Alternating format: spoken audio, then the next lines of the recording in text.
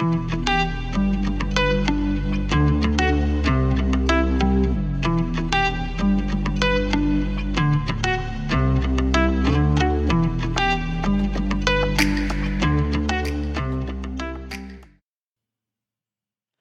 everyone, and welcome to Fertile Ground with Mike and Coach. My name is Mike Cornell, and I'm alongside Coach Ron Lathey. How generous should Christians be with those in need around them? And what does the Bible have to say about that? And that's going to be the tone of what we talk about here today, Coach. And as we get started, we have three things we would like for you to consider, and that is this. Number one, what is the responsibility of Christians to provide financial needs in the community?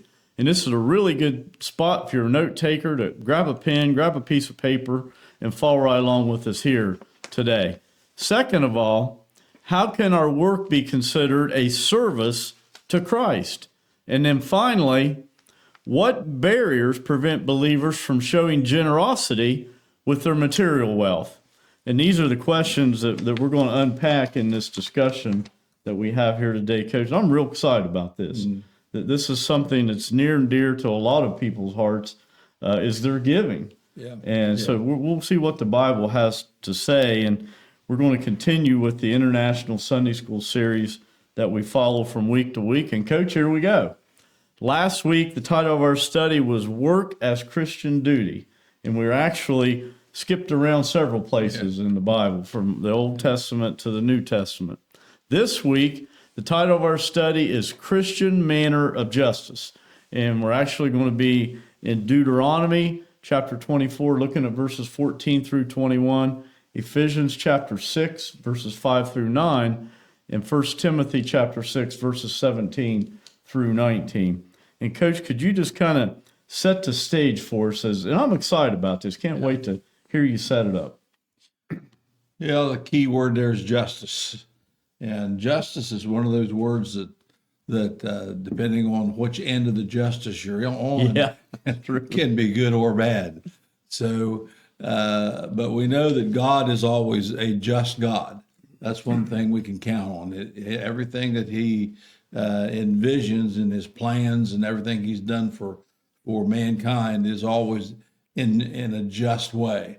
Although many people look at him like he's not very just, and they feel like God picks on them sometimes. But if we stay steady in God's plan and try to follow him in all things in life, then God will always be just with us. He's not going to do anything that's not just.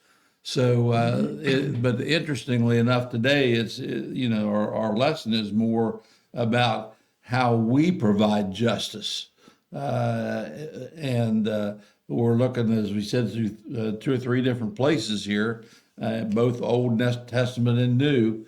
And as we go through this, we'll get a little bit better overall picture of what it means to have justice in what we do in our lives, and that's important for people, especially if you're a Christian.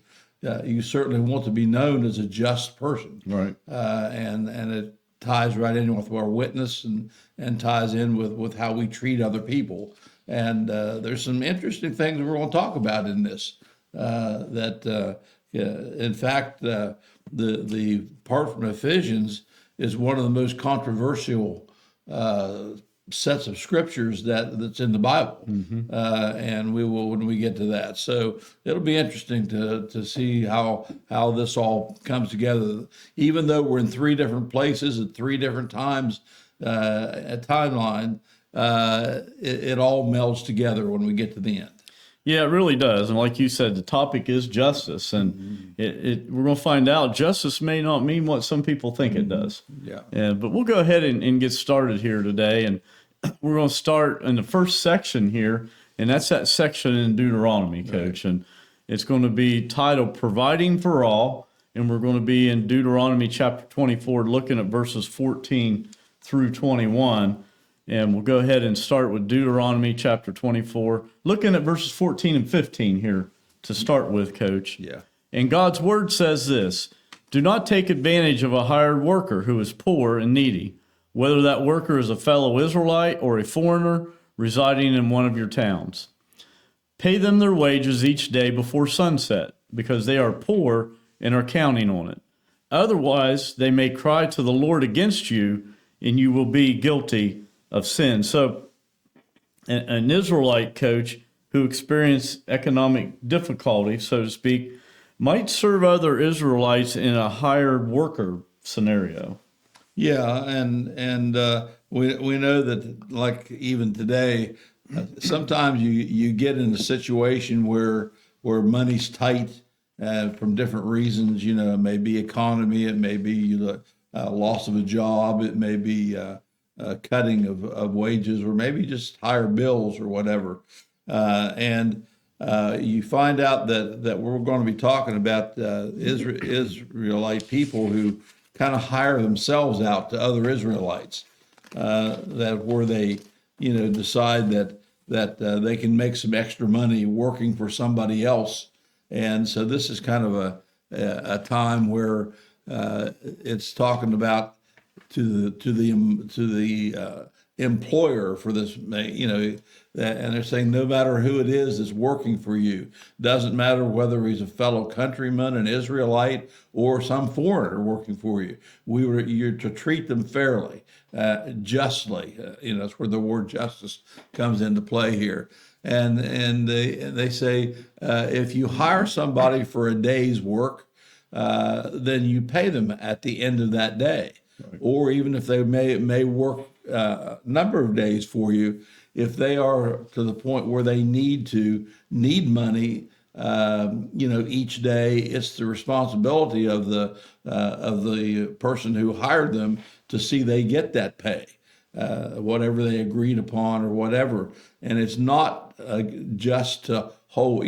Some of the people back then would sometimes withhold wages if a person did something wrong, like maybe they didn't do the kind of job the person wanted that day, or didn't work hard enough for them, or whatever. And it was kind of a situation where the man who had the money to pay would sometimes withhold some of that. And what Moses is saying here, that's a lot more serious than they think of it, or than people look at it, because I guess we could kind of today equate it to somebody we say lives day to day or paycheck to paycheck. If you withhold money from them at that time period when they're supposed to get it, it puts them in a bind, and it puts them in a position where they have to make choices. And some of those choices often turn out to be ungodly choices that they make. So, as an employer, you are responsible for paying them on time, the correct amount that you agreed upon, and it says that if you don't, they have a right to cry to God and complain to God, and it says here very, very plainly that if they do and you've done that, that's sin. Yeah. So we're already breaking God's commands, when we do that. Well, as you know, Coach, Moses wrote this thousands of years ago, many, many hundreds of years ago, and he was writing it because it was pertinent to that day. But when you look at this, it really translates right over to today as well. And as you know, I've been on both sides of the equation as an employee and an employer, and both sides of that equation have an obligation to glorify God with whatever their role is. Right. And that's the important part here. But, talking about the employer, as we look at that, the biggest thing is treating others with respect. Right. And it doesn't matter whether they're a worker, an employee, or even those we just come across in daily life. We should treat everybody with respect and dignity. I mean, that's very, very important. Everybody deserves fair treatment. Right. And if you're an employer, it's real important. A good employer will view themselves as a teammate, not a boss. Right. And so what they do is they'll go out and they'll work side by side with their teammates or the people who are hired underneath them. And that way they earn their respect. And so there's a whole lot going on here when you look at the employer and the employee relationship they both have responsibilities to God. Right. Is where it really shakes out. But ensuring fair payment, not only on time, but making sure it's a fair day's wage. Right. And that they're not cheating them in that regard. Also, advocating for justice. And here's what I mean by that. We can advocate for those whose voices may not be heard. So we should be a voice, if you're an employer, a voice for those who have no voice in society. Yeah. So you can definitely doing that. And another one is living generously. And that means living in a way that reflects generosity towards others. And that enables a society that trusts each other, so to speak. So the biggest thing is just being mindful of our actions, how we behave, how we treat others. But more importantly, remember, whatever role you have, whether it's the employer or the employer, God's the boss. Right. That's what you have to remember. Yeah, and as we said, they demand a right payment on time from the employer, but at the same time, that employer has a right to demand the right job and doing a good job, not just showing up and give it a half an effort. Both of them need to do that to earn a mutual respect of one another. Well, that worker won't get asked back, while the other ones will continue on the next day. All right, let's go to verse 16, Coach. Parents are not to be put to death for their children, nor children put to death for their parents. Each will die for their own sin. Now, this sounds a little bit confusing, but the principle in this verse differs from other law codes of the ancient world. It's just a little bit different. Right. As laws were brought about in the old times, one of the ones that seemed to stand out was that one they called from the Babylonians, and it was called the Code of Hammurabi, and that's a very common name for that. And it was and one of the things that it had in it that pertains to what this verse is saying is that if you had built a house for somebody or a room or whatever, and something structurally happened that house collapsed and maybe killed a child of that home, you were liable. You were responsible to that, and you had liability. And if you killed one of their children, the law said that they had right to come and kill your child. So it was basically truly an eye for an eye in that way. And so, but the law of Moses was much different than that. The law that God handed down, because you stop and think that what that law would just create was possibilities for revenge. If you kill my son, then I can kill your son. And then, it could go back and forth, and it's not a very good or just way. So especially if accidentally or whatever. But the law of Moses, on the other hand, we're going to find out, as it says here, that's the idea. Parents are not to be put to death either for the children, what the children do. Everybody's under the law of Moses is responsible for their own, actions and consequences to what they do. So where a lot of the other laws of the pagans in the area, like I said, they were more like the Babylonian, laws, and they enacted a lot tougher justice than what the law of Moses does. And God's law is basically, as we've talked about already, basically based on the respect for each other. Yeah. And just because something happened one way, it does not give you a right to revenge. But I think that's what he's trying to get across here. So it says each will die for their own sin.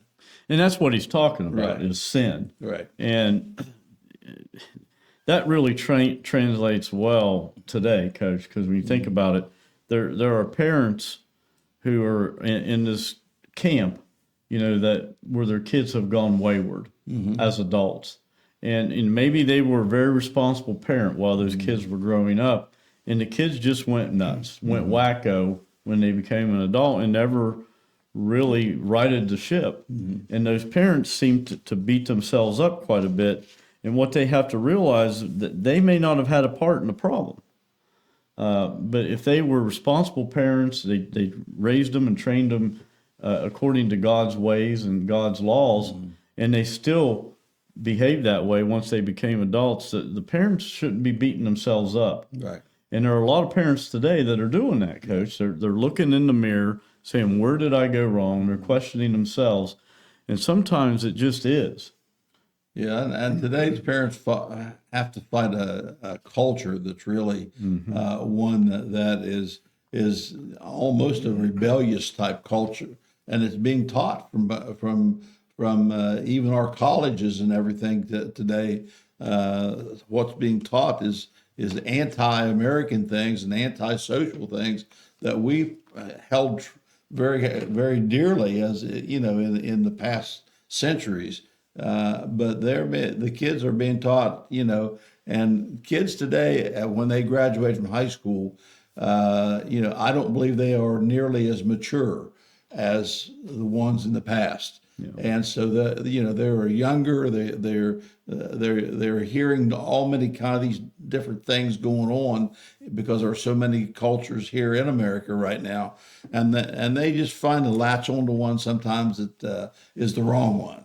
So they lose all that training that the parent had tried to teach them. You know, I've heard or talked to parents who said that they sent their kids away to college, and by the second semester, they have totally go out of the church. You know, they found a new thing to do.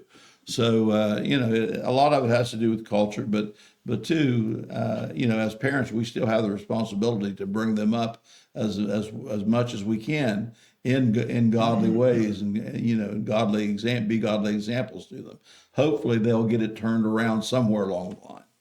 Well, the main point that Moses is trying to emphasize here, and it really resonates and translates over to us today in our society today, is that each person is responsible for their own sin. If you're listening or watching today, you're responsible for your own sin. And your children are responsible for their sins. Yeah. And that's what the message here is in verse 16. And, you know, you can't blame your parents for your sin. Yeah. And it works both ways. Yeah. And we talked a little bit about that in our last lesson last week when the man was cured of his, I think he was a lame man at the pool of Bethesda. And the disciples when they saw him, they asked Jesus, who sinned? Was it him or his parents? And that was a stigma they had at that time. Well, that's the way they believed in that culture. They believed that if somebody was sick or afflicted or down on their luck, that somebody sinned. Right. And it could have been generations prior to that person. That's what they believed. Yeah. Moses is completely refuting that right here. All right, let's go to verse 17. Do not deprive the foreigner or the fatherless of justice, or take the cloak of the widow as a pledge. So you have three groups, Coach, that are the three groups that are the most at risk and the most vulnerable. Right. And the foreigner living in the land, the fatherless, and the widows. And especially back in this culture that we're studying here today, those three groups really struggled. Yeah, and when they did, the way they often were treated at that time was they were shunned, and they were not given really any help. And like you just said, they looked at them as like, well, it's probably because of sin is the way you're in there because of that sin, whatever it was. Either you did or your family did. And so they were not looked looked as people who maybe deserved help. You know, the people had kind of a stigma against that.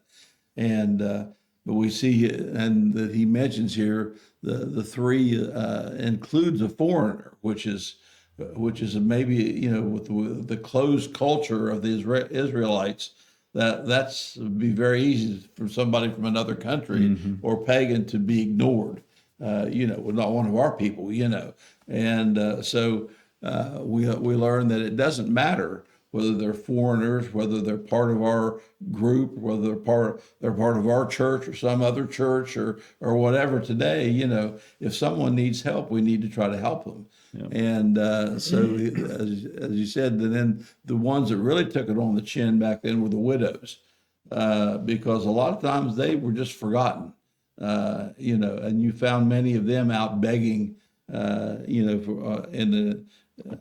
at the gates of the town or whatever, and getting themselves in situations where they might try to hire themselves out to do work for somebody. And that's where it talks about the don't take the cloak of the widow as collateral, so to speak, and that was not what you were to do. In other words, don't take advantage of the people that are vulnerable in your society. Help them. Yeah, that's really good words. But these three groups of people have been a vulnerable group of people all through all generations, including in our culture today. Right. But like you said, back at this particular time, widows, women in general, were looked at as second-class citizens. So they were looked at a little more valuable when they were married. So if they were widowed, it created a whole other set of dynamics for them that weren't good. And then kids were the same way, orphans. If they didn't have parents, that really created even a further problem. Of course, the Jewish people thought of everybody other than a Jew. They looked down upon them because they were God's chosen people. The way they interpreted it. What they didn't realize was they were God's chosen people to take God's voice to the rest of the world. Right. They just failed to do that. Yeah. And so the foreigner was looked down upon outside of the Israelite nation, but when they became citizens with them or lived alongside them, they were looked at even worse. Yeah. So a lot going on there. Yeah. All right, let's go to verse 18. Remember that you were slaves in Egypt, and the Lord your God redeemed you from there. That is why I command you to do this. So the Israelites recall their history of when they were slaves in Egypt and actually were saved from there. Right. Yeah, the way they were treated in Egypt, they were totally enslaved as a nation. And they were made to do the things that whatever the Pharaoh would needed done. Very dangerous jobs a lot of times. When you think of all those pyramids that they built and all those shrines that the Egyptians had made, they were the lowest of the low. They were doing all the menial work. But it was also even the women were slaves. It wasn't like just the men. It was an entire nation was in slavery. So God's telling them, remember what it was like when you were there. Don't ever forget that. And so remember when you were slaves in Egypt. And then he said, and remember what it felt like when I saved you or when I brought you up out of Egypt. Think of how you felt. And you need to treat people that are enslaved now or that are vulnerable now like they were in slavery and help them out as best you can so you can bring them have the same feeling you had coming out of Egypt.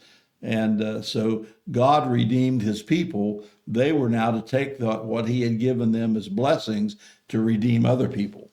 And that's the whole idea. And then the other people can see God for who he's supposed to be. And as you mentioned, that was supposed to be their job. That's why they were picked out as a chosen people.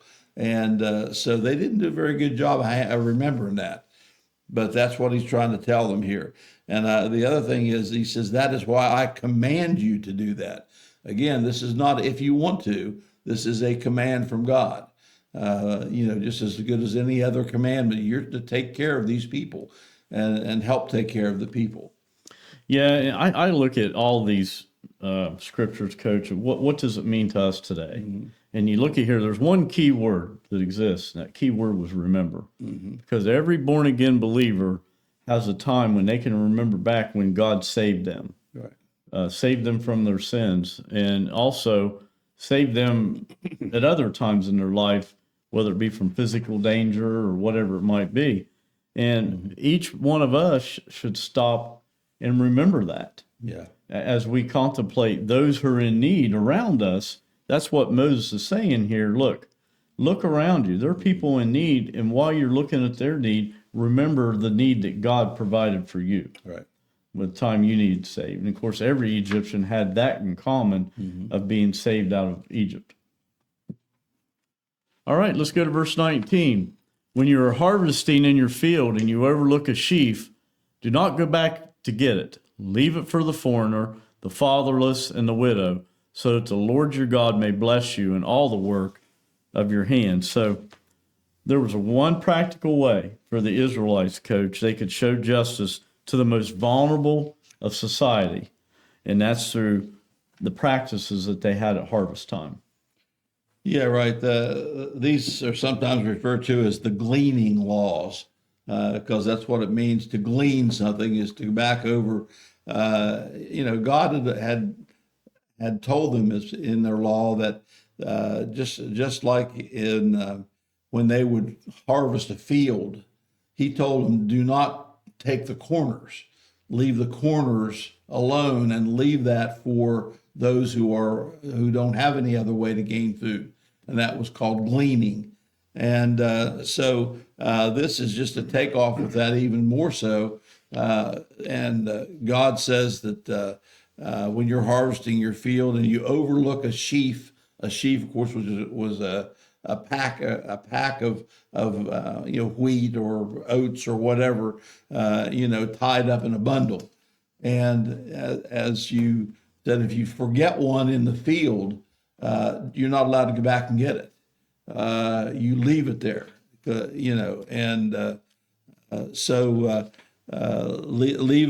it for the foreigner, leave it for these. He just goes through and mentions these same three that we just talked about discussing.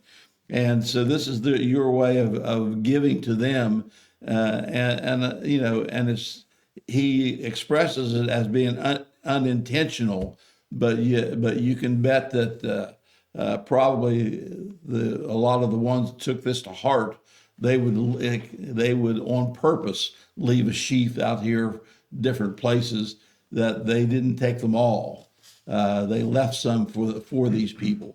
And then, like I said, they were not even to harvest in the corners. They were to leave those for the people, and anything else that was left over, maybe as they were going through, if they looked back and saw something was still there, they weren't to go back and get it. Yeah. So and I couldn't help remember. I'm not sure. I'm sure you can probably attest to this. When my mom baked, then she baked a lot of really, really good stuff. And whenever she would bake something that was, a cake or cookies or something like that, one of the first things she would always tell me was, "Would you like to lick the beaters?"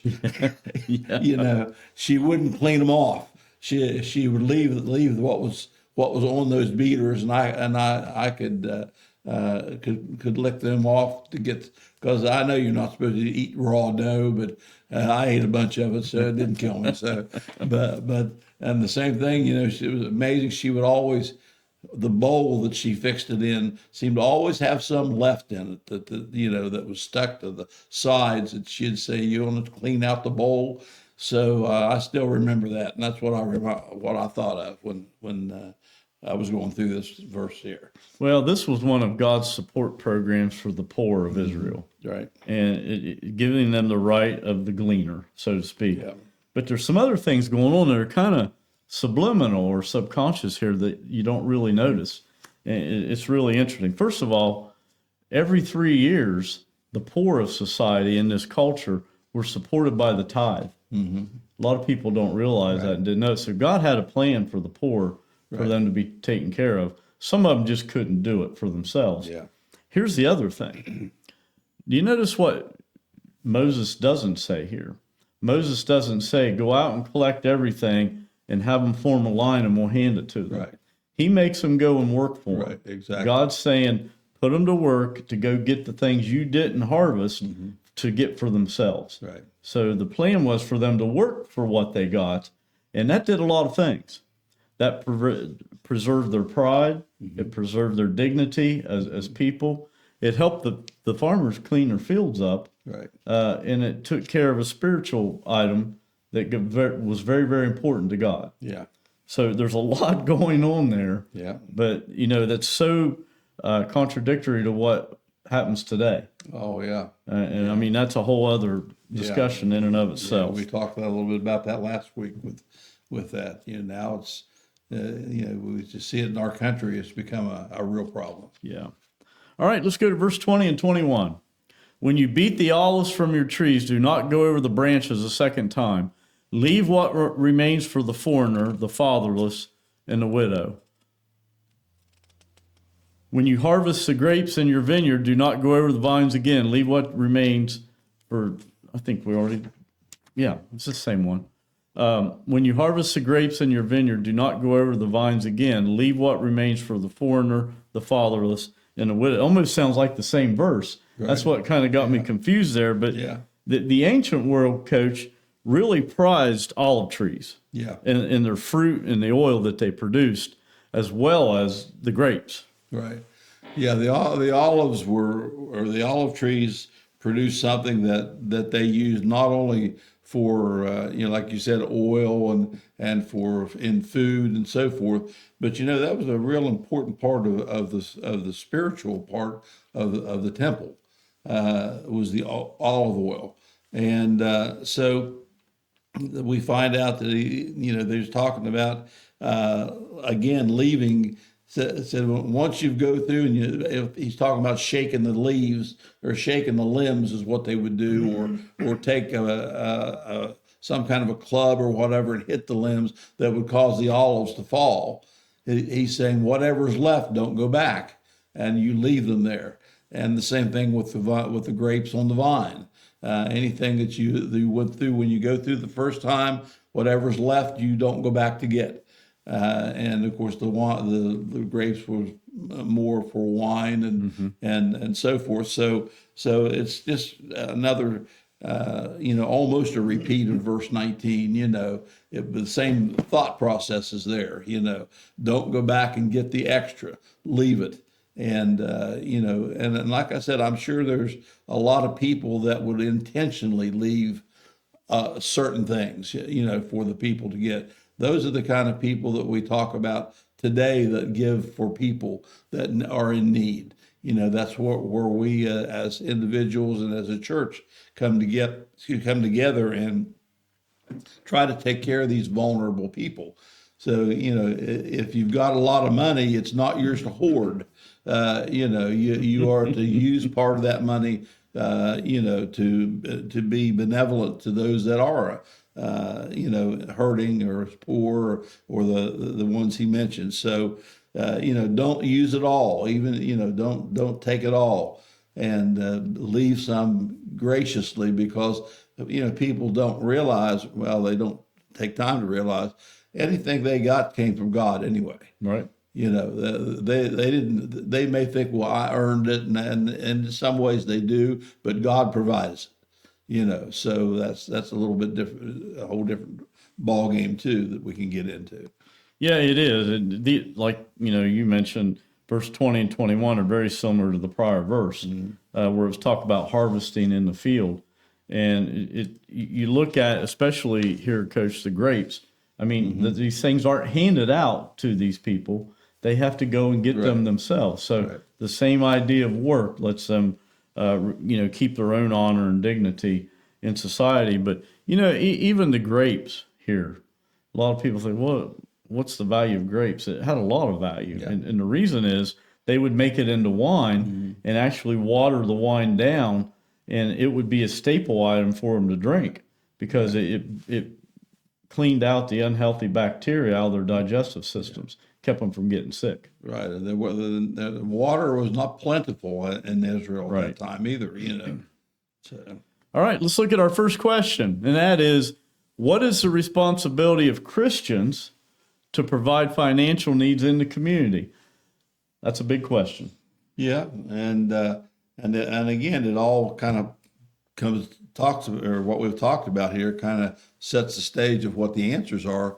First of all, Christians do have a responsibility of taking care of the less fortunate, and again, like the last verse said, we know we have to watch our money, and we have to make sure we can pay our bills and live like for our families and so forth. But it's not where we hoard it to and anything that we have that's extra that we feel we can spare.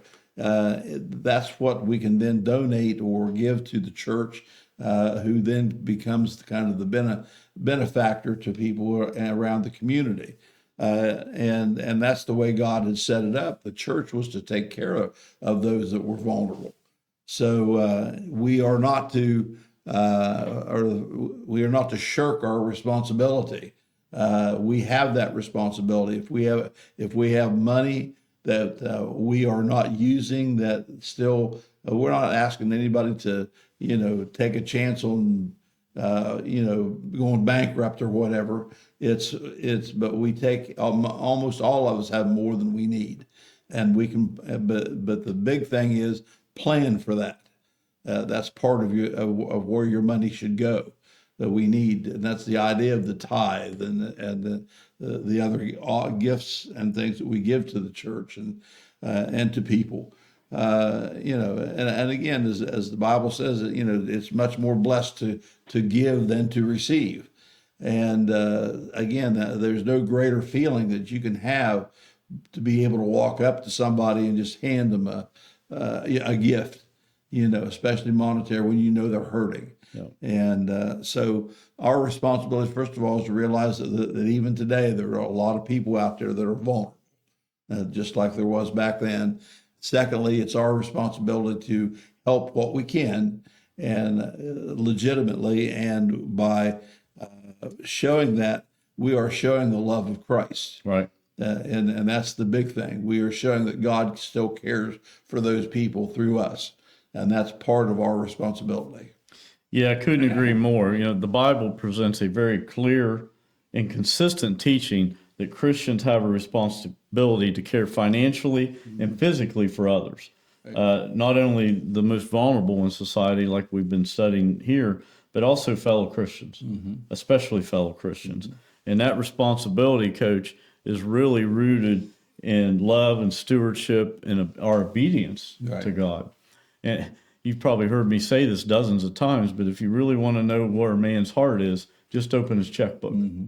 You'll see where his devotion is. Right. And I truly believe that. And you look at this, the giving of Christians, the generosity of Christians, that's the way Jesus taught. That's the way Jesus lived. Right. But you look at, and we talked about this a little bit last week, you look at where this has gotten confused. Because around the turn of the century, going from 1900, 1901, 1800 to 1900, the church lost its way in this area of benevolence, so to speak. And what happened was the church lost its way, and the church allowed the government to begin taking over these programs. Right. And when that happened, the church lost its voice. And what I mean by they lost its voice, now they can't tell others about the cause of Christ. Right. They can't tell others about the love of Jesus. Yeah. And that was just a very sad thing, and that has continued to trend even the wrong direction today, even further. Right. So it's very, very sad what has happened there, and it would be really nice to see the church begin to take that back, so at least they can take care of benevolence in the community and tell people about Jesus as they do it. Yeah. All right, and that takes us to our next section here, Coach, and that Ephesians chapter 6 and 1 Timothy chapter 6. But it talks about trusting God and treating others fairly, and it goes right along with the same thing that we just studied here. Right. All right, beginning with verse 5 in Ephesians chapter 6. Slaves, obey your earthly masters with respect and fear and with sincerity of heart, just as you would obey Christ. So now, where the prior piece of scripture we studied focused on the employer, now we see scripture focusing on the employee. Right, right, and also we find out that these few verses in Ephesians are very controversial because people take them out of context. The moment you see the word slaves, it sounds like Paul is endorsing the fact that slavery is okay, and there's nothing could be further from the truth. He's just saying that, we had already mentioned that sometimes people would hire themselves out to another Israelite, for example, to help, and because they needed money and so forth. So we talked about how the employer, what his job was to pay him on time, pay him a fair amount, and so forth. Now we look at the other end of it, the worker, and it says that if you are working even in the idea of a slave, I mean, that happened in this time, because it may be somebody that was their country was overrun by an army or whatever, and they were taken as a slave, or that they could end up being a slave. But back then, in a lot of cases, the slaves eventually had an agreement that they would eventually work enough that they would be free. And it's not like it was in America in Civil War days, pre-Civil War days. It's not the same type of situation. And Paul's just telling the slaves here, you've got a responsibility to obey what your employer is telling you to do. Again, the idea of mutual respect. And the way you obey him is by doing the job you're asked to do without complaining, without making trouble or anything like that, and do the best job you can do. Because what you are doing, and again speaking to maybe Israelites or those that followed God, you're a representative of God, whether you're working as a slave or whether you're working for yourself. And so again, it all breaks down to being a good representative and having a good witness for God doing whatever you did. Yeah, the key words are just as you would obey Christ. Right. For that reason, so that in your work, that person that you're working for might not know Christ. Right. And by the way you go about your work every day, as if you were working for Christ, might lead them to Christ or introduce them to Christ. So it goes both ways. Not only should the employer work as if he is basically doing it for Christ, but so should the employee. And that's what Paul's saying here in verse 5. Right. And then go on to verse 6, he says, obey them not only to win their favor when their eye is on you, but as slaves of Christ, doing the will of God from your heart. And we'll go ahead to verse 7. Serve wholeheartedly as if you were serving the Lord, not people. So the opposite of working as if unto Christ is working only to please people. And that's not what Paul's saying here. No. Again, it all comes back to being a heart thing, and what you mean. God knows our heart, and He knows why we do what we do, and the reasons that we give. So again, we don't do this for man. We still work as if we're working for Christ Himself, and everything you do it with that type of an attitude that it's the best you can do, and not to get praise from your employer, but simply as showing that I'm a representative of God, and I want Him to be pleased with what I do, and to do that I have to please the person I'm working for. So that all ties in together. We work not for people, but we do work for Christ in everything we do. And again, going back to what we do, it has to be the best of our ability. You need to be known by your witness as a good worker and a reliable worker, and one that can be counted on. that's the kind of employers, the kind of person an employer looks for.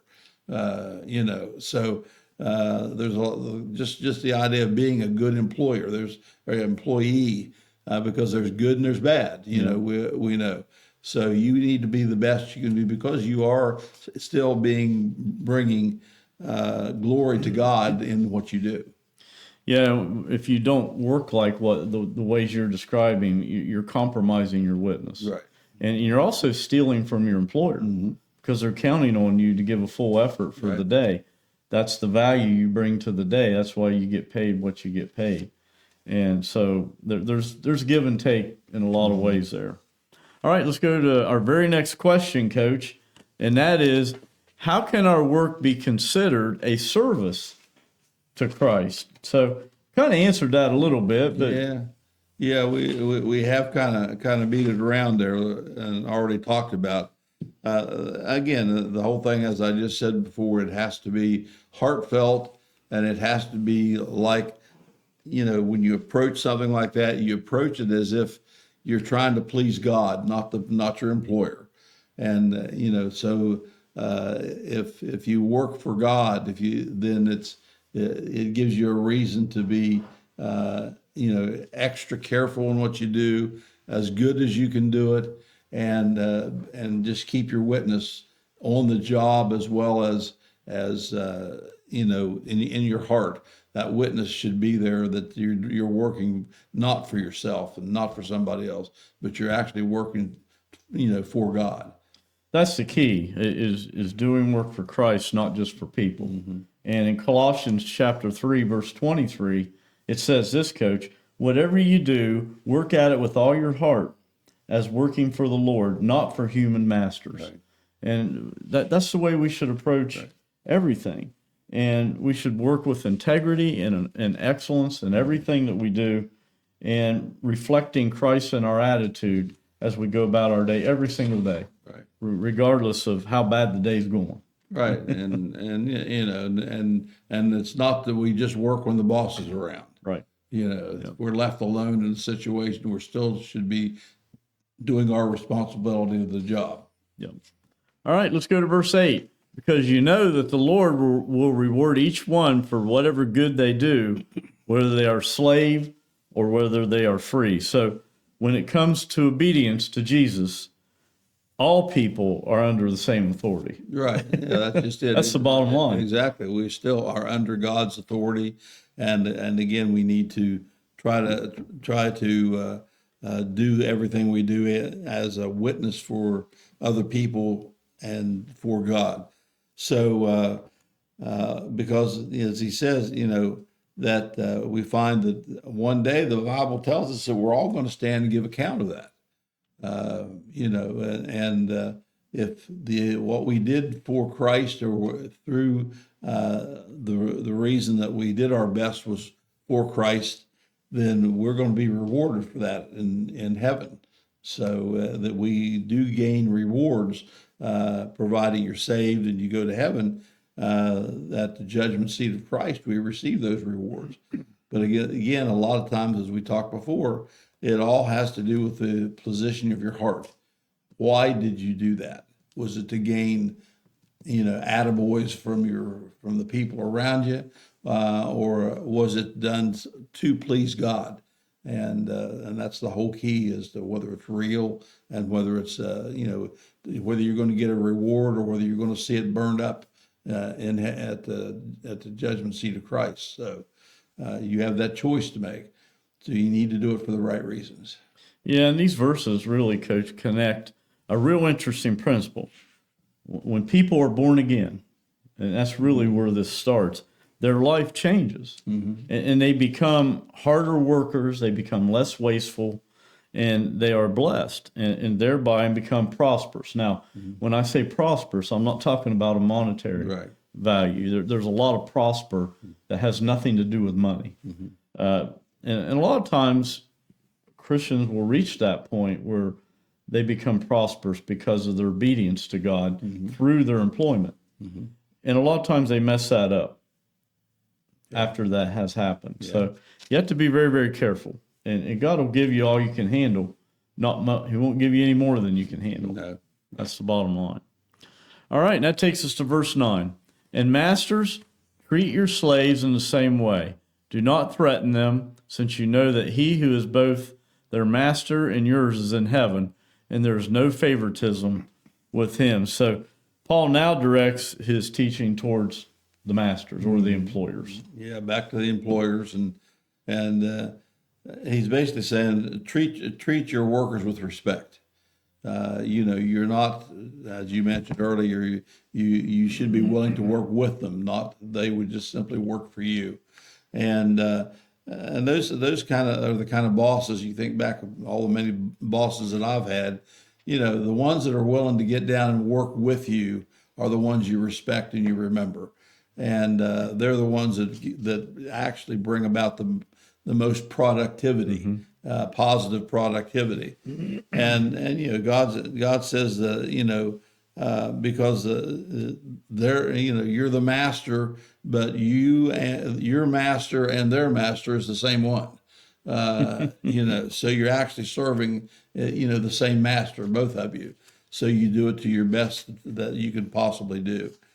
And again, the master is not I don't like the word boss, but the idea is you're not so much above your workers. Yeah, you're supposed to be part of a team, as you mentioned before. Well, the key word there's team. Mm-hmm. They are both a team, and they both have different defining roles within that team. Yeah. But the bottom line, regardless of what part of the team you're on or what lane you're responsible for, the end result is to glorify God in that. And it really is a magical thing when you have an employer and employee that honor and glorify God with that relationship. Right. That's really a cool thing. Certainly. All right, let's go to 1 Timothy, Coach, and we're going to look at chapter 6, verse 17. Command those who are rich in the present world not to be arrogant, nor to put their hope in wealth, which is so uncertain, but to put their hope in God, who richly provides us with everything for our enjoyment. So Paul's giving specific advice here, Coach, to Timothy for teaching those in this community of faith that they're talking to who are rich in this present world, people who are just filthy rich. Right. What he's talking about. This is a group. Timothy is in a church that's full of pretty well-to-do people. Mm-hmm. And those that have a lot like that, it's so hard to keep pride from sneaking in there and being, taking the attitude, look what I did. Look what I've done with my life. And you and I have talked about before, when you leave high school or college and you go back to your reunions, the first one or two that you go back to, it's like that's what everybody seems to want to talk about. Look what I've become. Look what I've done. And that's just it. Like we said, they haven't done anything except maybe be blessed by God. But once they accumulate a certain amount of wealth and stability, then they kind of look at it like, well, I've done pretty good, and so what he's saying here, it says, command those who are rich, not to be arrogant.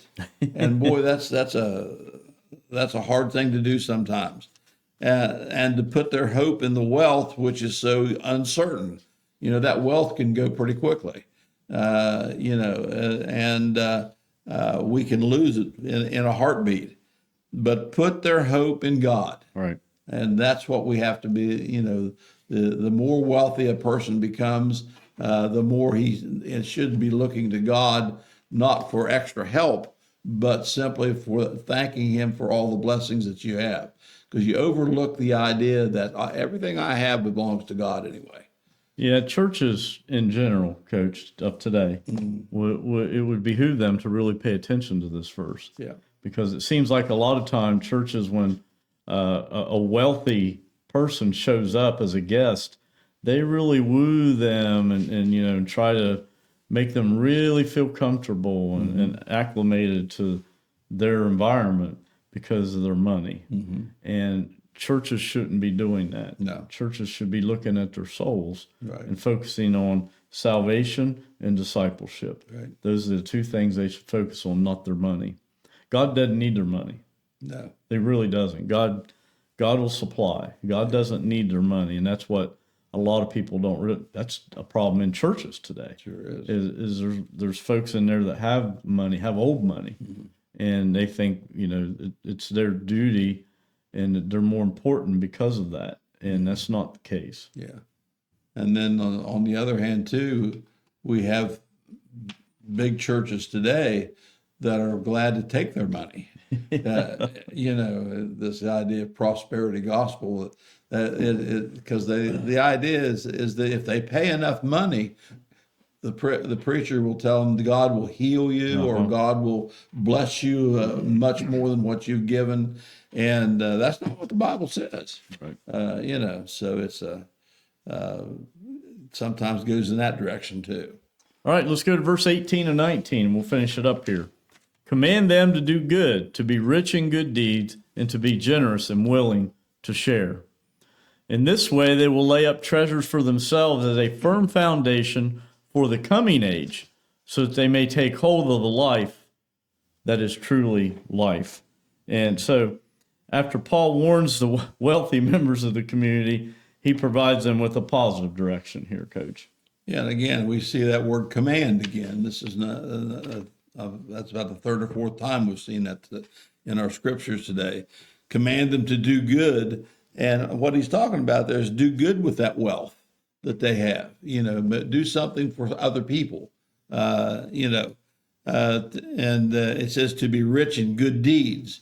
Now, this too sometimes is taken the wrong way, and people think, well, he's saying we need to do works to be saved, and no, that's not at all what it's saying. It's just saying to be rich in good deeds, but that's not part of what makes your salvation. Right. So you want to be generous, and it really puts the emphasis on, if I'm a Christian and I've been saved, then the people should see that in me, in what I do. Not deeds that are flashy or anything like that, but as James put it in his words, faith without deeds is dead. Yeah. So it should show in and that's the whole thing about the justice. The justice is not just words. We started talking about justice and all this. It's actions. You gotta come out and show people, and you got to do things for people that are actions, not because it's going to lead you to salvation. You should be already there, but it should be the deeds, the good deeds you do, are a reaction from your salvation, and that's what he's saying here about being generous and willing to share, and so he talks about then in verse 19 that what you're actually doing is you're actually taking your treasure and it is being stored for you in heaven. So when you get to heaven, that's where your rewards are going to come from. And, so it's all, again, going back to what's the right thing to do, what's the right way to act, and what's the best way, and that's God's way. That's what it boils down to. You look at churches today, Coach, and if you were to go in any church, doesn't matter what denomination it is, and go from person to person, pew to pew, and ask them, what's your reason for giving? 75% or higher would say, because the church needs the money. That's not the reason. Yeah. The reason is because when God saved us, when we became born again believers, God created a spirit within us to be givers. Right. And he wants us to give. Right. That's the reason why we tithe. Right. Not because the church needs the money. Right. God will supply the money. Yeah. But it's individual. It's a spiritual thing. All right. And that takes us to our last question, Coach. It's a good one. What barriers prevent believers from showing generosity with their material wealth? Well, it says we're talking about believers here. Again, we've kind of mentioned them as we've gone along. Obviously, pride is one thing. A lack of trust is another thing. They're afraid somebody's going to waste their money, and the person is caught up in himself to the point where they believe that they've got to hang on to this for a rainy day, so to speak, for retirement and so forth, and they usually are putting themselves in place of these people that we've been talking about, and the vulnerable people. They feel they're a little bit more entitled to that money than anybody else is because they work for it. But the reason they work, that's what our lesson's been about. The reason that they work is so they can help others. And that's the whole thing. It's more than just so I can live a cushy life. It's so I can help other people. And that's what's to me, that's the whole idea of giving. And because it says generosity, that's giving above and beyond. So as I said before, there's no greater feeling than to give somebody something from your own bank account or whatever, just help people out. And that's worth, besides what it's worth to you, your feelings, it's again putting rewards in heaven for you. It really is. And even when some people do give, Coach, they make sure that what they're giving, they make sure it aligns with whatever the tax code is of that day, so that they can get the maximum deduction. Right. I doubt God's calling to them for their tithe and giving has anything to do with what the tax code is of the day. Right. And that's something we've got to remember. But there's a lot of reasons why there are barriers. There's a lot of reasons why people don't give. A lot of people are just fearful, and they're insecure with that. They're attached to their things, so to speak. Some of them are just lack the awareness of what's going on around them. They don't see the needs, Right. different things Right. around them, or they're just poor financial stewards. There's a lot of different reasons, and we could unpack them all. The bottom line is it's a deep spiritual condition for people that want to hold on to their money like that, because it's all God's. Right. And that's what people don't realize. Yeah. You're just been put in charge of it for a season. And that takes us to our thought to remember, and that is this: serve God by serving others with justice, respect, and generosity. And Coach, could you take that thought to remember and just give us some final remarks as we wrap it up here today? Well, the important things are listed there: justice, respect, and generosity. Those are three very important things, and if you're focused on those three things, then your heart is probably in the right place. And because as we went through this whole lesson, it's always about other people that are hurting, that are needing what we have. God, if you're overly blessed with riches, money, and wealthy material things like that, it's not so you can live a cushy life. It's so you can help others with it. Right. That's the thing that people need to understand. If you're giving money and giving things, you need to look at people that are hurting. And as we said, that was what the church was responsible doing when it first started, and we've gotten away from that.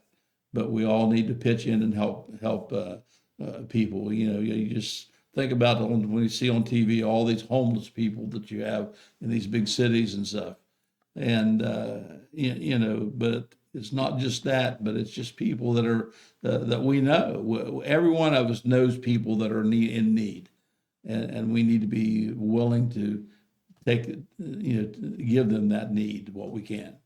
We began this discussion today, Coach, with the idea of how generous should a Christian be, and what does the Bible have to say about it? And all you got to do is go back and look at Jesus and his earthly ministry.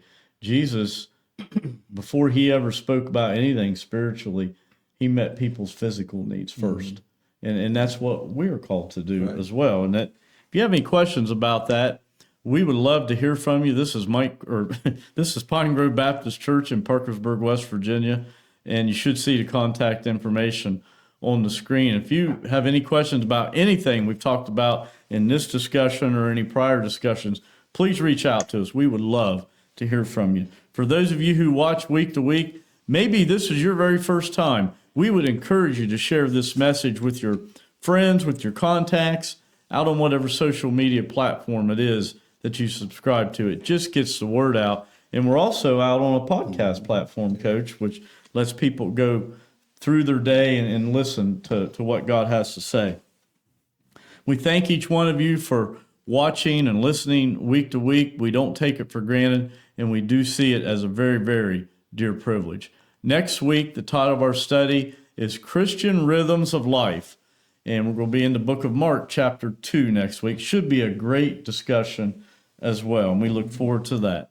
So until next time, this is Mike Cornell along with Coach Ron Lathey and our production team, Andy and Courtney Holbrook, wishing everybody have a blessed week, and we hope to see you real soon.